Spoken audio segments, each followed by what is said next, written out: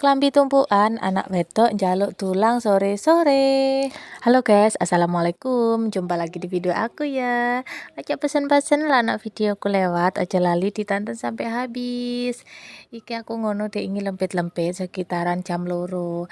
Asli ini jam 1 wis tak entas guys, tapi ya wis embuh soalnya ki aku bengok-bengok nyeluk ya anakku tak kon mangan tepat jam 1. Alhasil iki sampai jam loro lagi tak canda be aku. Ngono sing jenenge anakku ki uwange lek kongkon mangan. Ya wis sembuh, pokoknya wis tak kongkon mangan ya. Lek gak gelem ya wis terserah. Pokoknya penggawean sing gare males iki ya wis ngene iki, lempit-lempit ya nyetrika kuwi wis.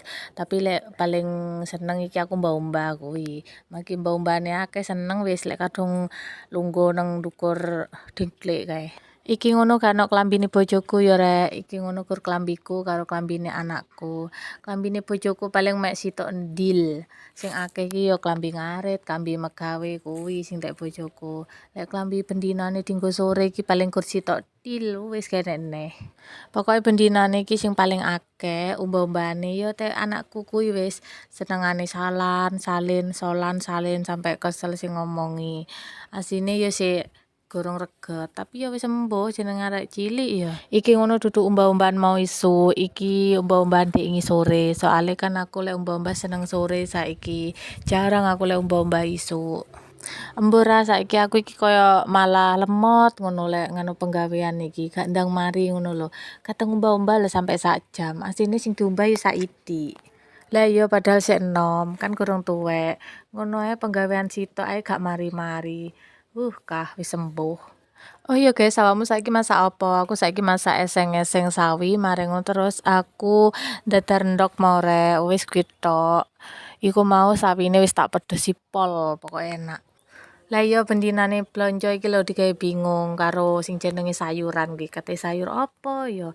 Diingi wis jangan iki, diingi wis jangan iku, saiki ate jangan apa meneh. Ya wis lah pokoke wis ketok moto ya kuwi wis dimasak.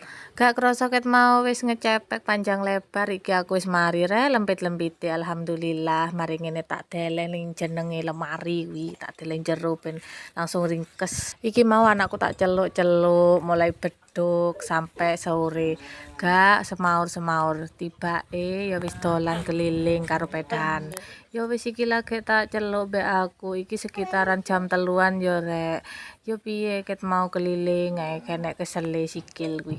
Tapi lek mangane wis kesorean ngene iki penak rek dolangane. Soale apa? Mangane iki telap-telep, gak ngenteni engko ngono, langsung dilek-dilek ngono tok wis pokoke.